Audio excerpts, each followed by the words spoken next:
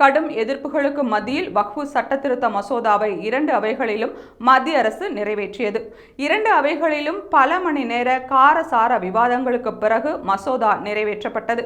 குறிப்பாக வக்ஃபு வாரியத்தில் இஸ்லாமியர் அல்லாதவர்கள் இடம்பெற மாட்டார்கள் என்றும், இந்த விவகாரத்தில் மத்திய அரசு தலையிடாது என்றும் மத்திய உள்துறை அமைச்சர் அமித் ஷா உறுதியளித்திருந்தார்.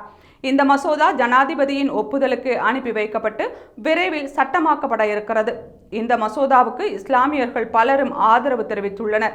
அந்த வகையில் உத்தரப்பிரதேசத்தின் சாம்பல் மாவட்டத்தில் இஸ்லாமிய முதியவரும் பாஜக ஆதரவாளருமான ஜாகித் சைஃபி வக்ஃபு திருத்த சட்ட மசோதாவுக்கு ஆதரவு தெரிவித்திருந்தார். இந்நிலையில் மசூதியில் தொழுகையை முடித்துவிட்டு வெளியே வந்த ஜாகித் சைஃபி மீது கத்தி கம்புகளை வைத்து ஒரு கும்பல் தாக்குதல் நடத்தியுள்ளது. இதில் படுகாயமடைந்த அவர் மருத்துவமனையில் சிகிச்சைக்காக அனுமதிக்கப்பட்டார்.